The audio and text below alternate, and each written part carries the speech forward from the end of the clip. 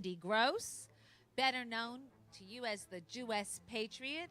But as all of you know, you don't have to be Jewish to be a part of my show. I want to thank you again for tuning in. Our audience is growing rapidly thanks to your viewership through the America First Warehouse. And I just want to tell you, like I do on every single show, Can I see it? that Can I see it?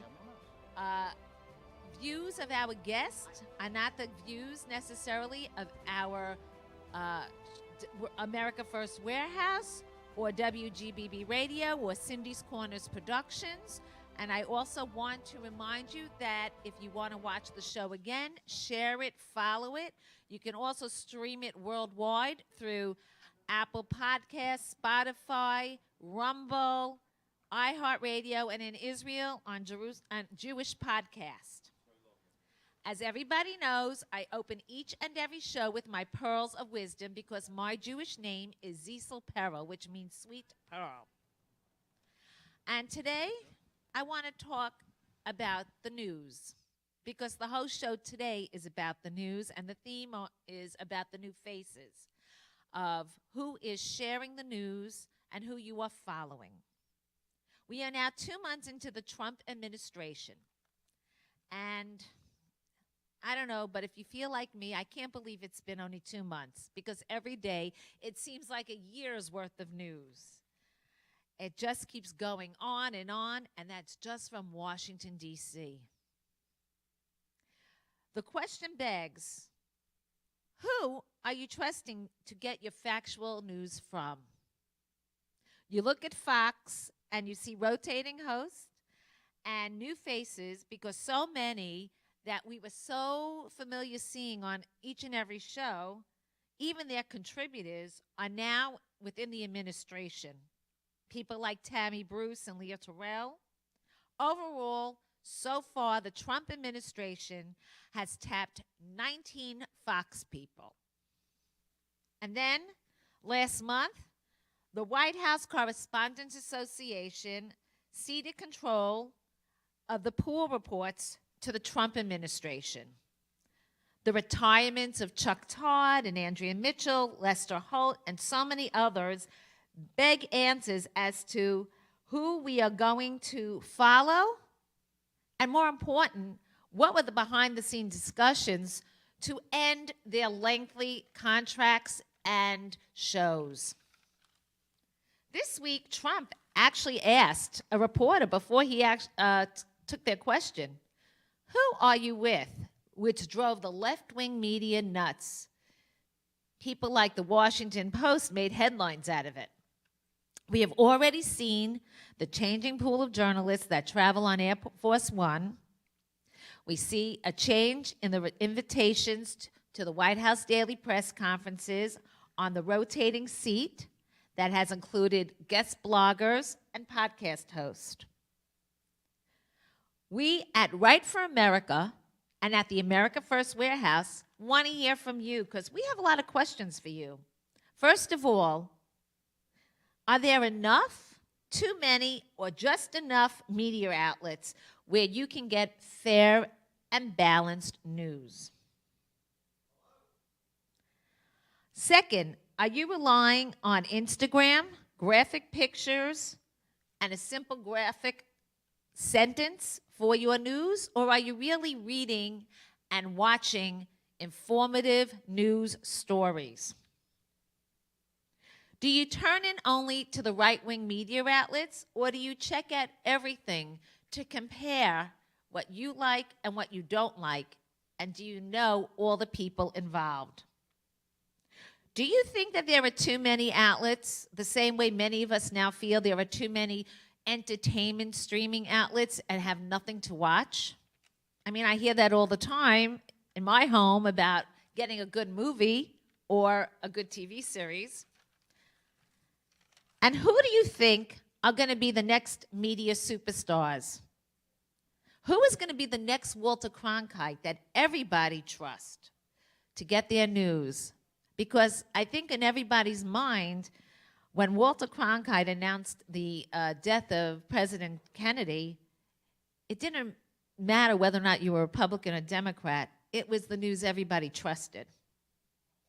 Joining us now in the discussion is a dear friend and somebody who has been front and center of sharing factual news since Trump 45. Emerald Robinson is the host of her own show on Lindell TV, The Absolute Truth, and she is joining us. And I'm not sure, I think Kara Castronova had to go to the White House because she was supposed to join us also. And Kara is a friend of the America's First Warehouse. So Emerald, thank you so much for tuning in and joining us today. Yeah.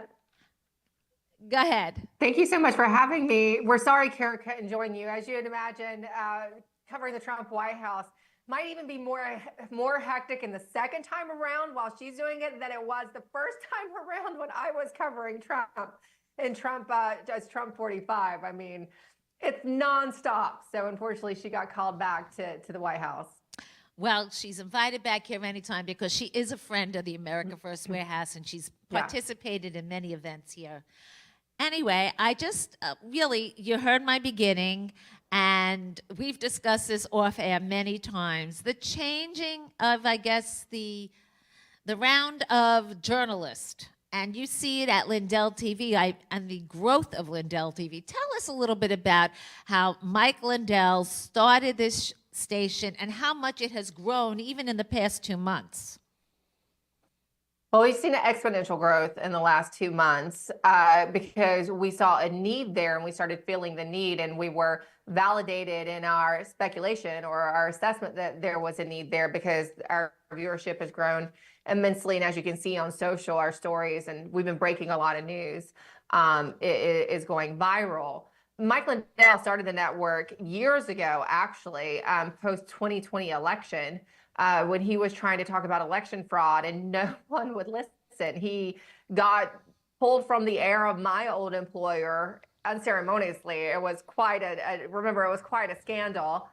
And that news network actually lost like a huge percentage of its viewership that day when they treated Mike Lindell that way and never got that back. So Mike Lindell went out and he thought, well, I'll just start something on my own where I can talk about the topic of election fraud without being censored. And he did that for several years. Of course, he brought on people like me and the great late now Lou Dobbs. We have Mayor Rudy Giuliani with us. And I think with the appetite for the Trump White House the second time around, it's just allowed us an opportunity to grow even more. We've had a lot of growth over the last 2 years, but it's been really amazing since Trump took office in this second term. But I knew, I covered the White House the first time around, and I knew what that room would be like. And so I did recommend to Mr. Lindell that we get a really, really savvy go-getter of a correspondent to represent us at Lindell TV and the network in the White House briefing room and in White House and Trump administration coverage overall in DC, someone that was very smart and would be different from anyone else in that room. And we settled on Kara Castronova. Actually, we didn't even have to think about anybody else. We had been talking about her for something for the network, and I said she would be perfect in that role, and she really has been. She's already made her way into the Oval Office.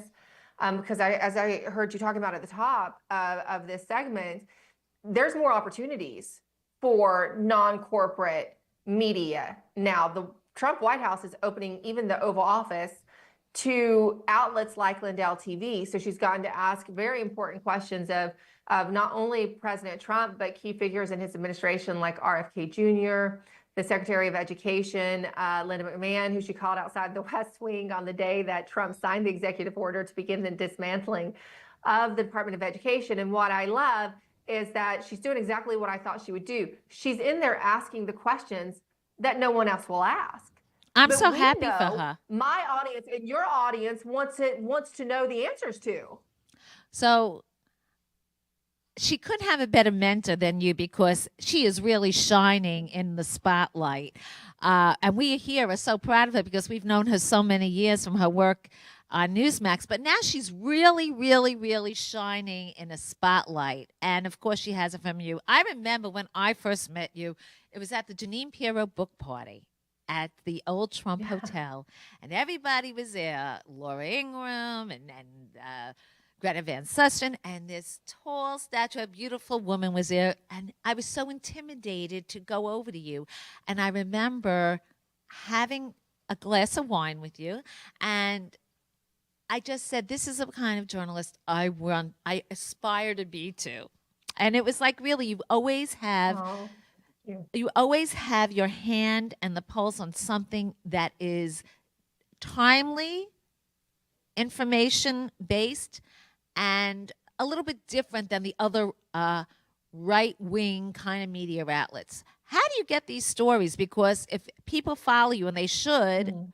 on Rumble and through Lindell TV, how do you find these unique stories? Because you really have such great interviews on the shows, and really interviews that nobody else is doing.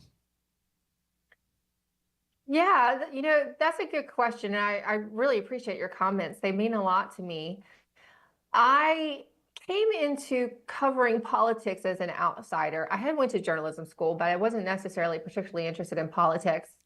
And I fell in love with my husband, who worked for the government in DC, and I was stuck. So when you're there, what else are you going to cover? So I got into the political beat. I think that given my background, being an outsider, not going to, some of the schools, some of the other journalists did, like Harvard. I went to a state school, a branch of the University of Virginia. Being a coal miner's daughter, I've never followed the trend of news. I wasn't on message, was never part of the cool club. Some people think I might have been, really part of the group, even in Trump 45. I wasn't. I've always been sort of an outsider, but that gives me the ability to see the full picture, right? I can kind of look at the landscape and I can see what is really happening without it being colored by somebody telling me what I need to cover or trying to adhere to a narrative to be part of a group. I'm always looking at the full picture. I also love literature, so I was almost a literature major, so there's a lot of reading between the lines that I have. I will say I'm blessed with the ability to do. That's been very beneficial to me in my career as a journalist. I mean, I learned so much from other disciplines rather than what I was supposed to be learning in J school that has really benefited me as a journalist. And I think that because I wasn't trying to get corporate jobs, I never was actually trying to get a corporate job. And that always blew the mind of a lot of my colleagues in the White House press corps, because they would say, "Oh, Emerald, you're not going to get a CBS or an NBC contract if you keep asking those questions." And I'm like, "Well, I'm not going to go work there anyway." And then it turned into, "Well, you're not going to be on Fox News. You're never going to get on Fox News if you keep asking these questions." And I said, "Well, that's not my goal." So when I start looking at stories and what's happening out there, I'm willing to cover or follow a story that some people might think is dangerous, because it can be, if that's what your goal is, getting the corporate contracts, it can be dangerous for your career. And then I think just my life and my background helps me see things in a different way than some of the other journalists I've been around. And it's just been very beneficial for me. You might think, well, that's not the best, you wouldn't consider it initially the best background for a journalist, but it actually was God's gifts to me to help prepare me for this job so that I could be a little bit different. So speaking of different, we had a little technical difficulty, but he's with us now. I think you know Adam Weiss. Adam Weiss is a very good friend to the America First Warehouse. He's filmed here many times with David Zier for Real America's Voice, and he has his own show now. Wow, he's doing a show called Media Exposed, and it's a fairly new show, and it's getting great reviews. And Adam, I think you know Emerald, and we've been in the middle of a discussion of the new media covering Trump. Welcome to the show. Thanks for having me. Hi, Emma. So, hi, Adam. Good to see you. So we were talking a little bit about the unique stories. Go ahead, Adam. Everything Emerald did in the past has now come to normalcy, right? Everything they pushed back, everything they fought against is correct, right? It's like everything we fought against is normal now. Well, what's really Yeah, it's funny, incredible. but Adam, they don't forgive you for being first. They Right. never forgive you for being first on it, right? And they never apologize, right? Never. But Never. it's like today's the first day or yesterday, they finally, we got him now. We got him. A leaked signal chat. We finally got him. We're gonna bombard the airwaves 24/7 with this leak, but so we have so many clients, right? And we always start group WhatsApp chats, and sometimes we make a mistake, we add extra people. I think that's all it was, right? At the end of the day. And God, I didn't even not get sure into yet. that. yeah. I'm sorry, I cut you off, Emerald. Go ahead. Yeah, I don't know, Adam. That's what I'm not sure of. I think it could be a couple scenarios. And either way, it's kind of not good. It's a I bad think. look. It's a bad look. But we look at it from a media standpoint. If it was a mistake under Sure. Obama, would we have this, crazy, bombardment right now? It would just be actually the journalists probably would have said, you know what, Mr. Chief of Staff or Mrs. Chief of Staff or the President or VP, you mistakenly added me, and I'm not going to leak this, right? I would think. We can only Goldberg would hope. have done that in the past administration. Right. Just not this one. What I'm going to ask you both next, I want to go back to the idea of some of the new faces. Bill Maher, there's been a lot of headlines about him meeting with Trump, and he's very excited. And in fact, Breitbart's headline about it, basically, he gave them the finger and he said, I'm going to go. I should. First, I'm going to ask Emerald and then Adam. What are your thoughts of people like Bill Maher going to meet with Trump in the White House? I mean, look, I get why they do it, but not Bill, but why President Trump's team is doing it. But it's kind of is a little bit of a slap in the face. I see Laura Loomer is really upset about it. And I get it because she's not welcome, right? And she's been fiercely loyal to Donald Trump, and she's, beyond a journalist even. And inviting Bill Maher can be a slap in the face to a lot of people who are not welcome there, even though they've never spread lies about Donald Trump like Bill Maher might have done. But then they feel like they're reaching a different audience. I get it. I don't love it. If I was on his staff, I probably wouldn't do it. But you know me, I'm pretty hardcore. Adam, what are your thoughts? Cindy, I've been doing this 9 years, defending Trump probably every day through clients. I think we've all been doing this 9 years together. I filled out an application through the White House portal they had. I haven't got an invitation to the White House. Meanwhile, I write columns all the time. I have my own show now all the time. But Trump is who he is because he's a celebrity. He's a creature of Hollywood celebrity. He's a creature of pop culture. And he's going to do it because, it's part of that Hollywood. It's part of the fame. It's part of what we know as, look at his cabinet. I'm sure there's a lot more talented people out there, but he might as well I think he picked half his cabinet from Fox News. But he did. He did. So 19 people. I just discussed that in my opening. So it's, he builds. But Adam, I don't feel bad for you. Anybody who follows you on Instagram knows you're every night partying in Mar-a-Lago. You know the Trump family members. You know everybody who's close. You know the cabinet. You partying. I've been to a couple of parties with you in New York. So I don't feel bad for you, and Emerald doesn't feel bad for you either. Adam's everywhere. Adam is He's everywhere. totally everywhere. It's like, where is Adam this week? But I will say this. Right now, I'm in New York. Go ahead. I'm sorry. Go ahead, Emerald. I agree with you to a point. I think it kind of gets back to the signal chat issue, right? With one of the possible scenarios. Okay. Let's say it is accidental.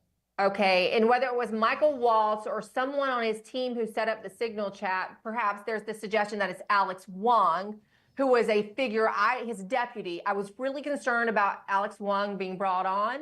I voiced that in some reporting at the start of the administration. National security people who I was talking to did not feel great about him. Okay, that aside. So whether it was him or Michael Waltz who was setting it up, or whoever, a staffer, the problem is you and I know when you're doing those chats, probably they were meant to put in like JD, right? JD Vance. And they hit J, it auto-populates to the person they're most talking to, which is this Goldberg character, right, from The Atlantic, who has pushed all kinds of the narrative hoaxes against Donald Trump. So they're obviously in one scenario, actively talking to this Goldberg guy pretty regularly, so much so that he auto-populates when you go to put in the contacts. That's a problem to me. And when you're talking about inviting Bill Maher, who's been so critical, I mean, he's called Trump every bad name in the book, right? And suggested it. I think he's one of those people close to suggesting that, Trump is equivalent to some of those authoritarian figures in history. It is worrisome, right? Because it always comes back to bite them in the behind. For some reason, it could end up leading to another impeachment hoax, right? Just something that simple. Now, I also think it's possible it could have been more nefarious and that some subversive staffer purposely put Goldberg in that chat in order to, leak information or make them look bad, make a particular person like Vice President Vance look bad.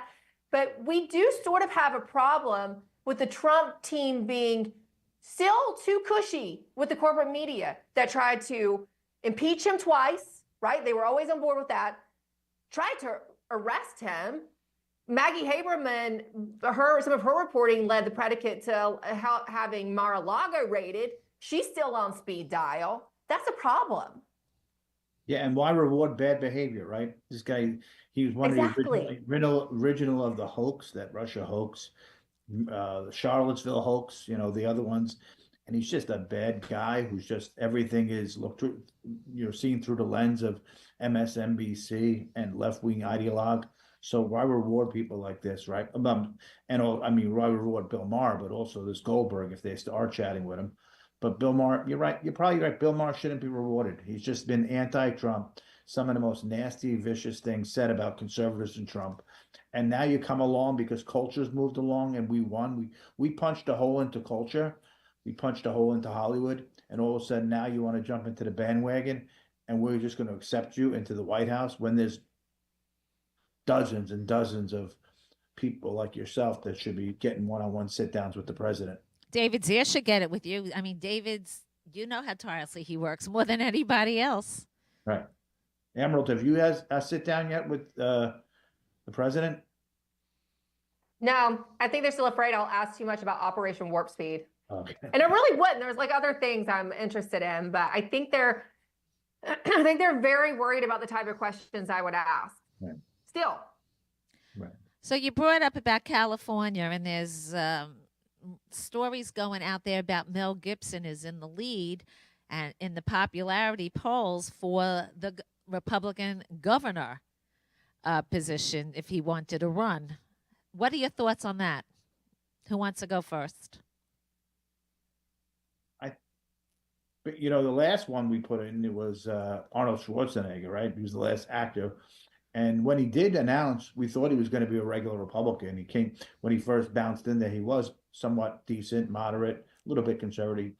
He completely turned left. But, maybe that's the breakthrough California needs is a super famous name. It is Hollywood. It is culture. Because the local news, and when you do local news, most places, throughout the country, the local news is what's happening locally. But when you look at the local news, whether it's KTLA or most of the local news in California, they cover Hollywood. So when you're a Hollywood celebrity, like a Mel Gibson, everything he does is newsworthy. So might be if he really jumps in, might be a good call, might be a big pick for possibly taking on. And he's pretty conservative. Emerald, what are your thoughts? I mean, I like it. I don't see any better options. And I think Mel Gibson is not as squishy as Arnold Schwarzenegger, right? He's already been kind of put through the fire more than Schwarzenegger ever was. He's been canceled a bit for his outspoken beliefs on Christianity or just, his you see him down there in Mar-a-Lago a lot. Well, I don't know that much about that. I haven't followed him as well, but I know he's down there in Mar-a-Lago with General Flynn all the time, so he does have a Republican base, but he's well loved amongst just American people, right? He is Braveheart.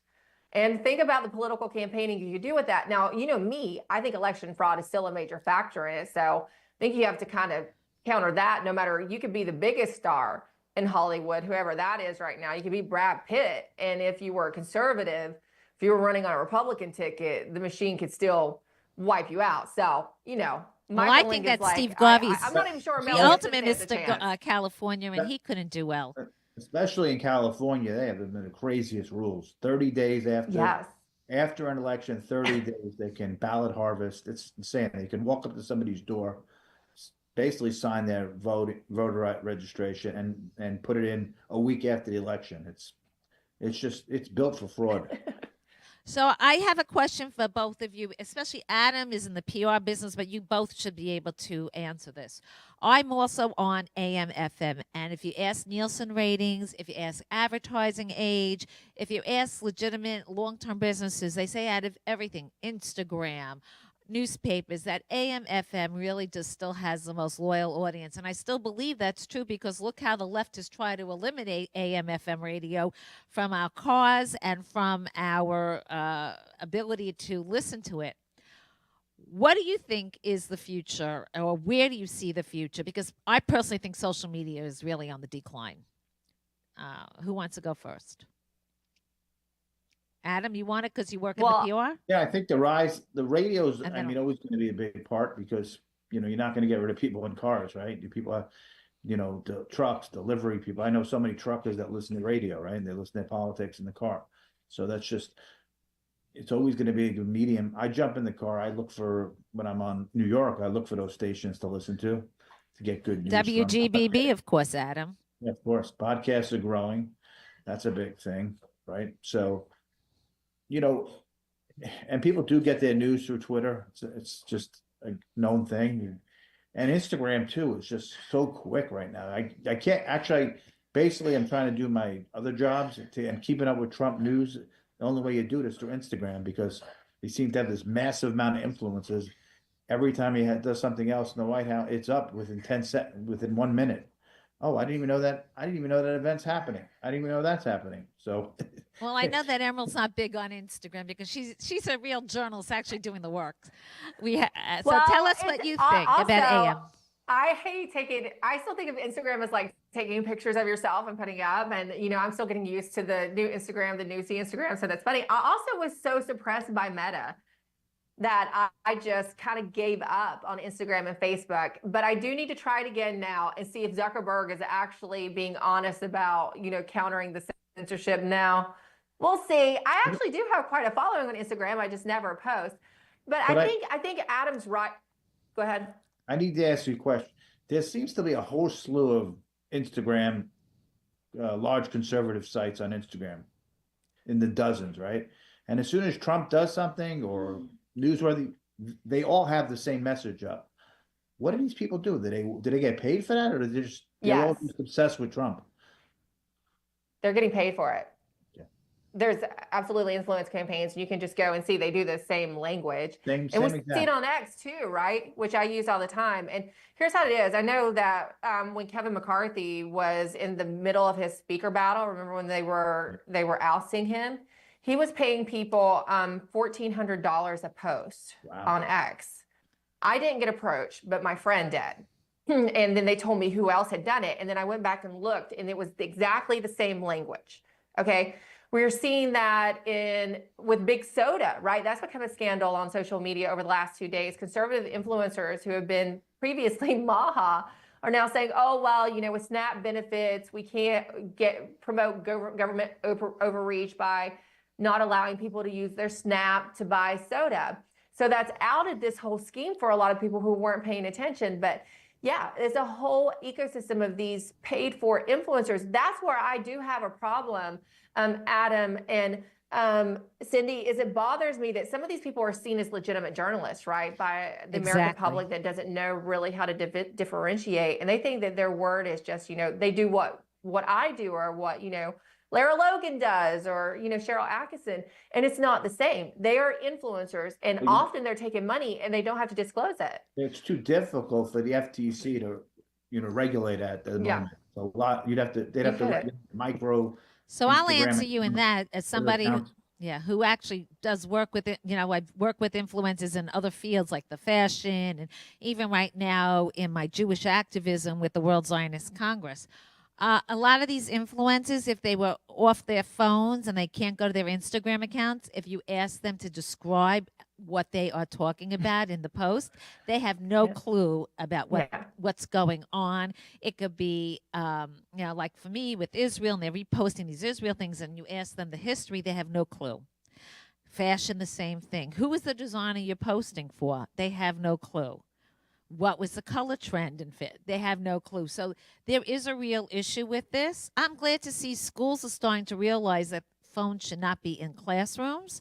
While in one way it's good to show maybe some violence, what's going on, and protection, the overall it is disruptive to the students, to the teacher, and to the entire school environment.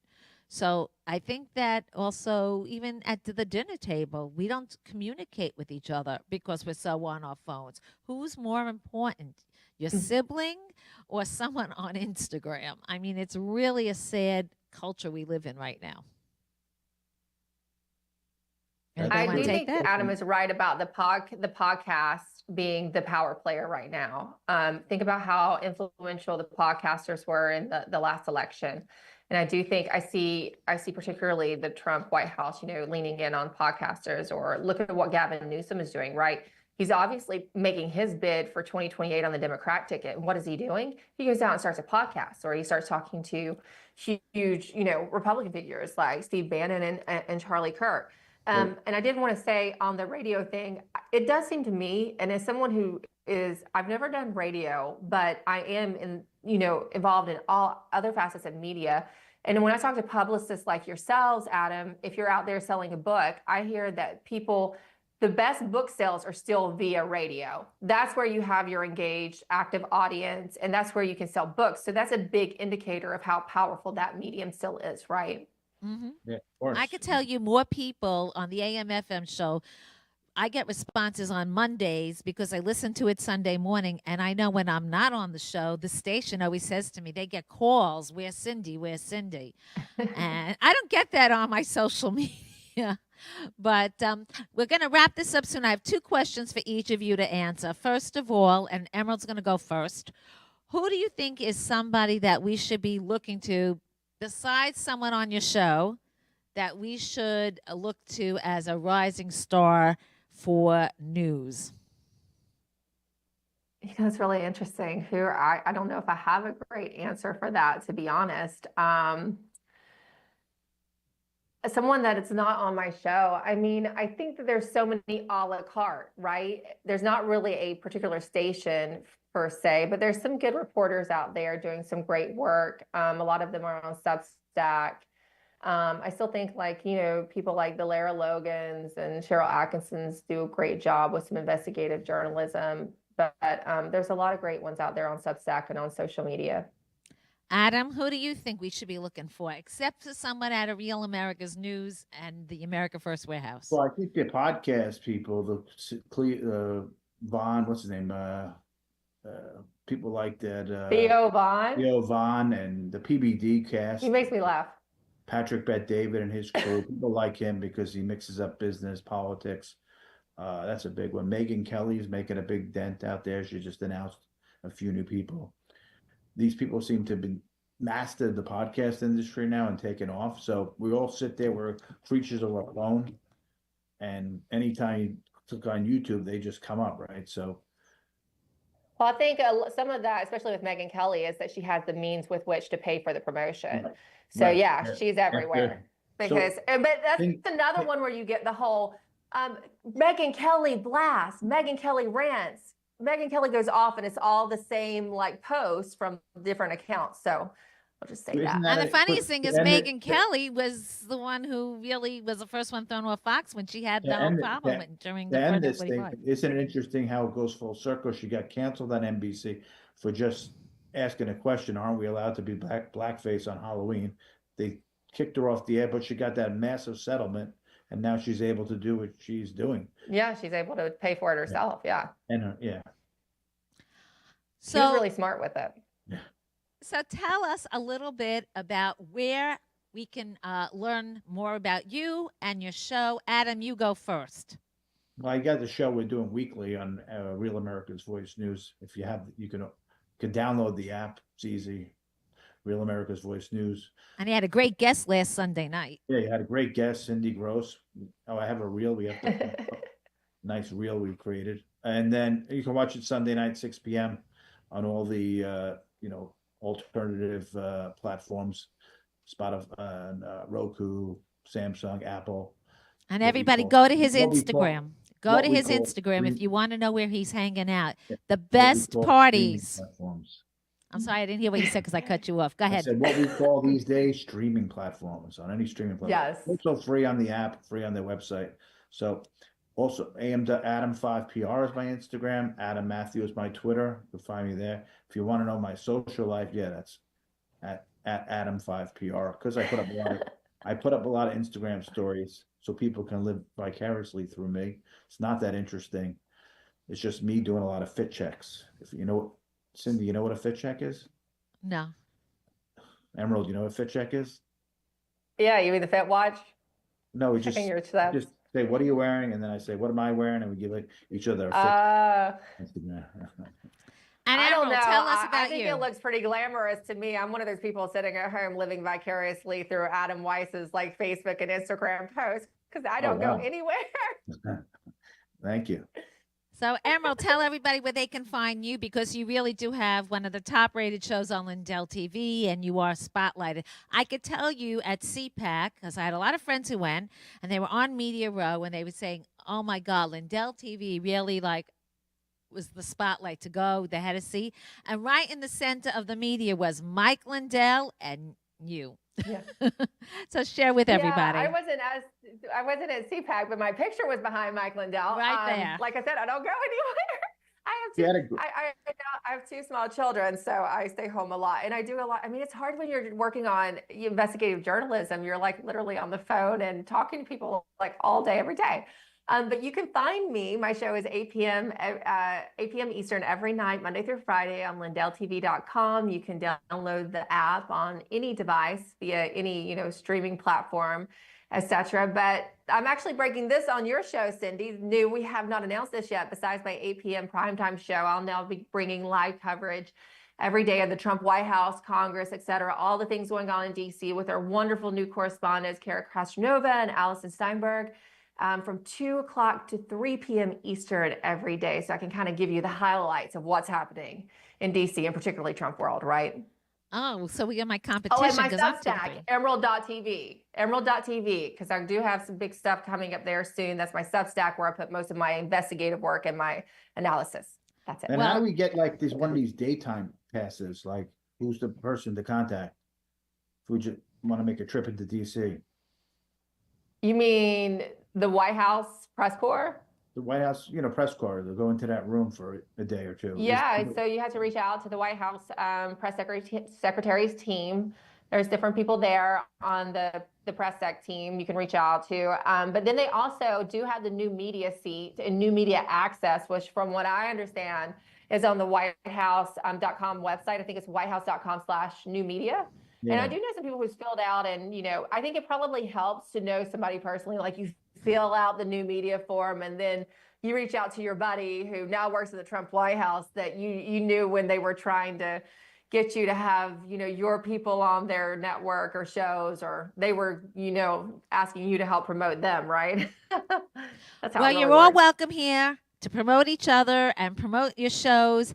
We're going to have to go on because it's got a hard break here. But Emerald Robinson and Adam Weiss, two friends, two colleagues, two people that everybody admires. And we look forward to having you back on the show and sharing lots of great stuff from the Trump administration. Thank you so much for joining us. Thank you. It's fun to see you both. Thank you. Before we bring in our next guest, I want to just tell everybody about the hat I'm wearing from Mark DeFang, a New York Fashion Week award-winning designer, and my jewelry collection that's sold right here at the America First Warehouse, created for the inauguration, red, white, and bejeweled from Artisan Avenue Group. I think we have a technical difficulty. I'm waiting to see. Okay, we do have one because they're trying to get in. And That's what happens when we go live. So it gives me an opportunity to talk about a project that I am involved with that many of you have asked about, that I've discussed with previous guests last week, and that is the World Zionist Congress and the ZOA Coalition Slate 15. And I will be sharing more of this with our guest as he is coming in. And we have with us now the co-editor and publisher of the Queen's Jewish Link, Yaakov Searle. I was just about talking about the World Zionist Congress, but first we want to talk to you. Welcome to the show, Yaakov. Thank you so much, Cindy. I am so happy to be here. Yaakov just ran Incredible. one of the largest job fairs, and really it was a night filled with entertainment, with a load of activists in the Jewish community from the 5 boroughs, Long Island and Westchester. And it really, I mean, there must have been 1,000 people at the event. It was packed. We were really happy that you came, and Sid Rosenberg and all the ZOA ticket holders were there. Well, We two of had your that- editors are on our slate, Moshe Hill Correct. and Moshe Chapsi Hill, Saperstein. Saperstein, Correct. yeah. And you were honored Paul Brody, who's on our slate, Joe Frager, who's on our slate, Sid Rosenberg, who's on our slate. And Right. you gave me the honor of asking me to be one of the sponsors, so I was thrilled. But I want Yeah. to talk to you a little bit about news in the Queen's Jewish Link, because you and I actually share something very special. We Yes. know Mike Huckabee, who is going to be this week having his Senate hearing to confirm him as the ambassador to Israel.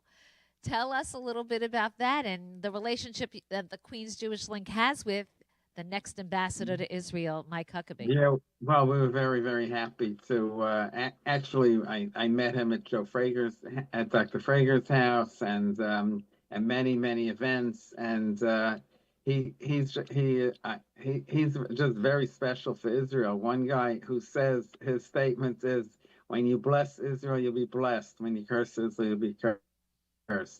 And he's a true believer in Eretz Yisrael and Israel, and doing. I think he'll do great things for the Jewish people. We just have to get him through the Senate. That's and hopefully I he think will. we're not going to have a do. problem. Rumor has it he is getting at least one Democratic vote, I know. But I have to tell you, this place where I'm sitting is really filled with Christian Zionists. And what he brings, as much as I Yeah. love Ambassador Freeman, the support of Israel from Christian Zionists is unbelievable. And he has decades of experience of working with every major Christian Zionist organization in Israel. So I think his power is going to be immeasurable. And as much as David, I call him David because I know him forever, but Ambassador Freeman brought all those historic events and landmarks, the truth of the matter is Huckabee has the opportunity to really extend it so much. So exactly, Cindy. The fact is, we ate dinner together with Ambassador Friedman in Israel. So and Ambassador Friedman, I read his book, and he's tremendous. But I think at this point in history, I think that Huckabee can do a lot more for the Jewish people, because just hearing from another Jew maybe is not enough for the world. They have to hear it from somebody outside, and he's an insider but an outsider, especially after all these trips that he's gone on to Israel so many times, and he's a true believer in building the country, and I mean, especially after October 7th, he wants Israel to be a Jewish state, and that's very important to us and important to the everyone. You know, Let's talk about it's important for the whole world. Yes. Let's talk about what else is in the Queen's Jewish Link. It's right before the holidays. You have a lot of exclusive stories. Tell us what's on the mind, because even though it's called the Jewish the Queens Jewish Link, you have the Bakarian, so you have the Russian community, and it's distributed throughout. I mean, I'm told even places in Florida have the Queens Jewish Link, so it's all over the Correct. country. So tell us Correct. what's on the mind of Jewish voters, Jewish readers of the paper. Well, I want to tell you something funny. You're talking about how it's in all places. One of our major writers is Rabbi Schoenfeld. He goes for Shabbos to his son in Brooklyn, and he's coming out of shul, and somebody says, "Rabbi Schoenfeld, what are you going to write?" He says, "Do you live in Queens?" He says, "No, I live here in Brooklyn." He says, "How do you get my news? My article?" He says, "Oh, they're in the boxes all over the place." So he was like very happy to read Rabbi Schoenfeld's column. And talking about Rabbi Schoenfeld, this week he wrote about the 400 Reformed rabbis who were pushing against Huckabee because he's for a one-state solution and not a two-state solution, which is just ridiculous. They didn't learn their lesson from October 7th. What could we say? That's a big problem. I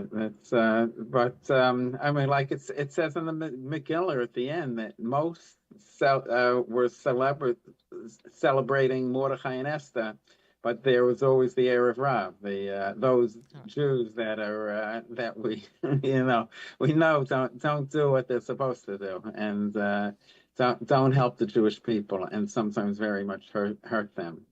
So tell us what else. I guess elections are a big topic for you right now, especially the 5 boroughs. We have a mayor's race, we have a governor's race, we have city council races. What's on the mind of your readers? Well, one thing. I don't know if you listen to one of our favorite radio stations, Sid Rosenberg, who was on the ticket together with you. I brought him on, but that's okay. I don't know if he's happy now or not, but I just want to brought him on. But go ahead. Yeah, he's great. You're great, and so they were discussing on the radio that the chances of a Republican are very, very good, because Politico mentioned this, because what they're feeling is that there's going to be a three-way ticket. There's going to be a four-way ticket. If the way it's going at this point with the polls and everything, that Andrew Cuomo would be a Democrat, Mayor Adams would be independent, and then the other fellow would be the workers, and Sliwa would have his 30%, the same way like Zeldin and President Trump got, and he can slide right in there. We can, And this time, Sliwa is getting the endorsements and support from all of the Republicans. It's not really, I don't think, going to be a major primary for him, where he had a primary last time. What about the gubernatorial race? He got endorsement by all 5 boroughs. All Correct. 5. What were you saying? What about the gubernatorial race? You think that the Jews are going to vote for Kathy Hochul again, or you think they might go for somebody else?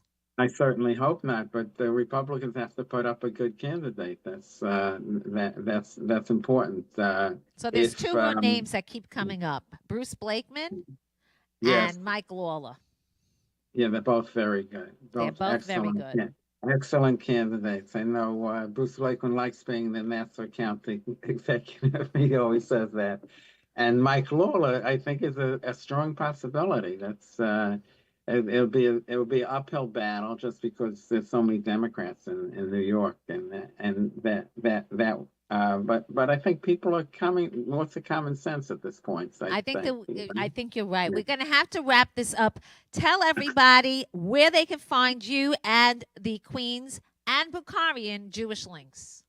Absolutely. Queens Jewish Link at gmail.com, queensjewishlink@gmail.com, or they can call me 917-549-6145, 917-549-6145. And they could all put in greeting ads for Pesach. We're going to have a big issue. It's going to go to all the hotels and all over, and it's around for 2 weeks. So it'll be great. And just thank you so much for having me on the air, Cindy. Our pleasure. You always have a smile, and you always give us a lot of news, what's going on. You're at the forefront of it, and we really appreciate it. Thank you so much, and we'll see you next month. And send regards to your wonderful husband, okay? And send regards to your wonderful wife. Okay, and I'll see you soon. Thank you. Thanks, Cindy. Thank you. Bye-bye. And with that, our show has come to our closing Pearls of Wisdom because, I always close with my Pearls of Wisdom because I am Cecil Pearl, Sweet Pearl. And what I want to end with today is we gave you a lot of information here. A lot of information about national news, about local news, print news, radio, podcast. There's so much out there. We want to hear from you and want you to participate in our shows. We have a beautiful studio here. We'd love to have you come in to the America's First Warehouse. Everybody is welcome. Just because it's called the America First Warehouse and I have the first couple in back of me, we want common sense people that want to work together, that care about safety in their streets, that care about prices at the supermarket, that care about national and international security. And we want to hear from you because you are what makes this show possible. We want to know who you are following, who you like, who you dislike, and what we can do to build up our audience even more with you in it. I also want to tell you in my closing pearls that during the upcoming holiday season, and it's also not just Passover, but Easter, I had the experience of actually having another Trump promise made, promise kept. I got a dozen eggs for $2.99 a dozen. Yes, it did happen. A store that had eggs at $7.99 went down to $2.99. So don't give up. Don't give up on President Trump. Don't give up on Right for America. This is your host, Cindy Gross, the Jewess Patriot. Remember, you don't have to be Jewish to be a part of our show. And we look for issues that unite, don't ignite. Look for my columns on Israel, National News, Newsmax, The Times of Israel, and follow us Sunday morning on WGBB AM FM radio, 102.4 AM, 95.9 FM, Sunday mornings 10 Eastern, and download us anytime on Spotify, iHeart, and Apple Podcasts. See you next week. Thank you.